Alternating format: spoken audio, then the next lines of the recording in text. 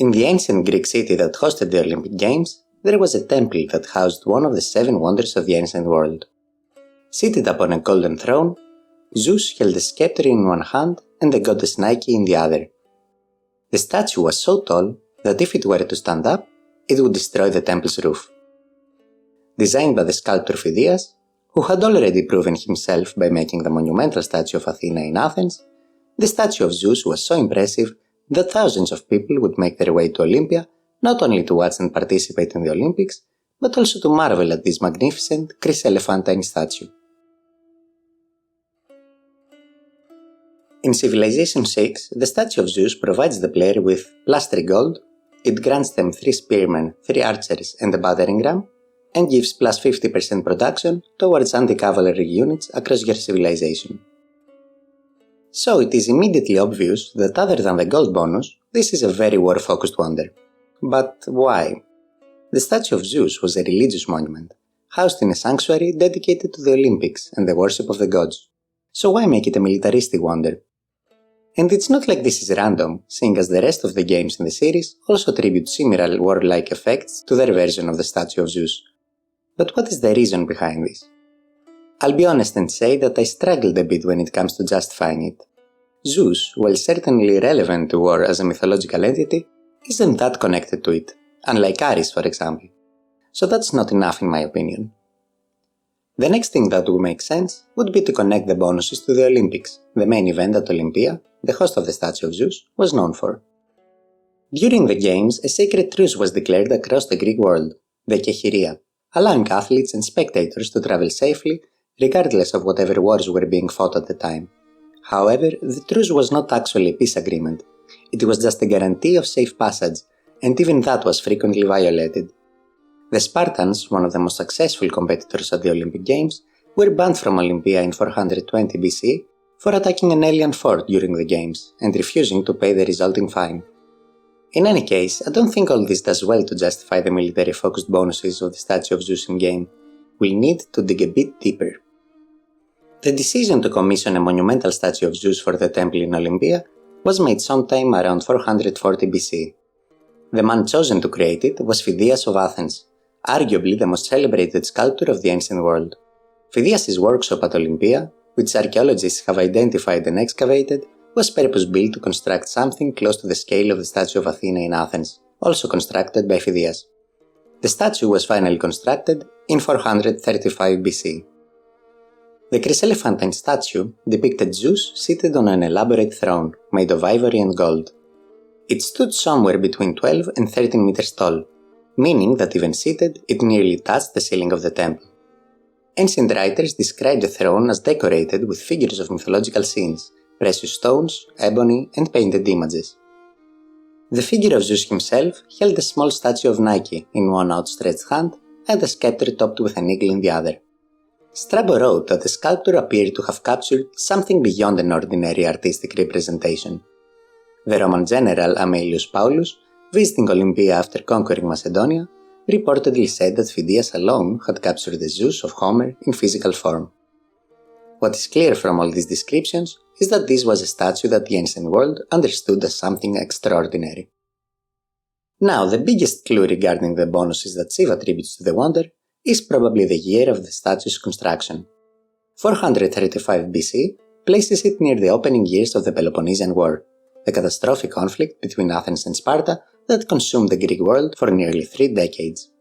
Pheidias himself had left Athens due to a political scandal, caught up in the controversies surrounding his patron Pericles, and arrived at Olympia as the war was beginning. The sanctuary of Olympia, which was neutral ground, was being visited by Greeks from city-states that were actively at war with each other. My best guess regarding the developers' intentions when making the wonder provide free military units is that the wonder is meant to evoke the Greek world at the moment the statue was built, with pretty much every Greek city-state preparing for warfare on a massive scale. While the statue of Zeus itself might not be connected to this conflict directly, we can say that the wonder is meant to be more indicative of that general war-centered period in the history of the Greek world. The anti-cavalry production bonus is slightly easier to connect, as being a more general nod to the way the Greek armies of the time were formulated. The dominant military unit of the Greek world was the hoplite, a heavily armored spearman fighting in close formation. The phalanx that hoplites formed was particularly effective against cavalry, as anyone who has played Rome Total War can attest to. Long spears presented a wall of points that made frontal cavalry charges extremely difficult. It is worth noting here that the hoplite in Civ VI is a replacement of the spearman, the first anti-cavalry unit in game. This means that if the Greek Civ builds a statue of Zeus, they receive 3 hoplites, which is pretty nice and appropriate. If the Wonder is gesturing at the martial culture of ancient Greece in general, then a bonus to spear-based units has at least thematic coherence with how Greek armies actually fought. The Spartans in particular built their entire military identity around disciplined phalanx formations of this kind, so the bonus could even be a small reference to Sparta, a city-state that wasn't that far away from Olympia. Again, it is a connection to the Greek culture broadly, rather than to the Statue of Zeus specifically, but it is the most historically grounded interpretation I can offer. The gold bonus is the only bonus that I could actually tie directly to the Statue of Zeus and Olympia. The sanctuary of Olympia was extraordinarily wealthy. City-states and rulers from across the Greek world sent offerings and dedications to Olympia as acts of religious devotion, and the site amassed great treasure and developed through the years. The Olympic Games also generated significant economic activity, drawing enormous crowds every 4 years, something that merchants would obviously try to take advantage of. So the gold bonus in my eyes is a representation of all this elevated economic activity at Olympia, resulting from both its religious significance as well as the presence of the Olympic Games in its premises. The Wonder requires the military training Civic. Well, at least this requirement has internal consistency with the bonuses. Greek society placed great value on physical excellence, discipline, and martial ability. Athletic training and military training often overlapped considerably, especially in Sparta. Even in other Greek city-states, the ideal citizen was expected to be both physically capable and ready to defend their polis. So this requirement once again leads us to the general military preparedness of the time when the Wonder was constructed, while hinting a bit towards the ancient Greeks' attitude towards athletic training. The Wonder must be built on flatland, adjacent to an encampment with a barracks. Boy, they really made this a martial wonder, didn't they? Well, the sanctuary of Olympia was a sacred site, not a military installation, and the city wasn't even that flat to be honest. I understand that the designers needed a placement condition that matched the Wonder's bonuses, but this creates a dissonance that is very difficult to ignore when trying to historically explain these effects. This is probably the worst placement requirement so far in the series. Upon the head of the god was an olive crown. In his right hand he bore a winged figure of victory. The in-game quote comes from Samuel Augustus Mitchell, a 19th century American geographer and map publisher, from one of his educational geography texts. It is a simple quote and describes 2 characteristics of the ancient statue. Honestly, I would have found a quote by Dio Chrysostom or Strabo to be more fitting, since they talked about the statue with more reverence, obviously being awed by it. Not the worst quote so far, for sure, but maybe a missed opportunity. The statue of Zeus survived at Olympia for many centuries. The sanctuary was closed by Emperor Theodosius I in 393 AD as part of his broader suppression of pagan religious sites, and the Olympic Games were discontinued at the same time. What happened to the statue afterwards is unclear.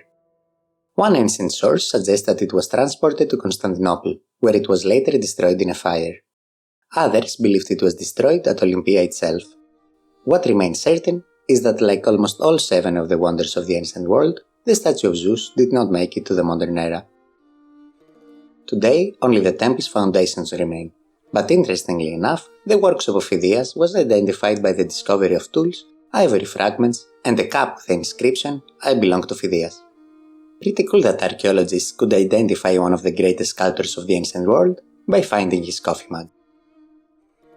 Overall, I am a bit sad to say that the Statue of Zeus is one of the weaker wonder designs in Civilization VI.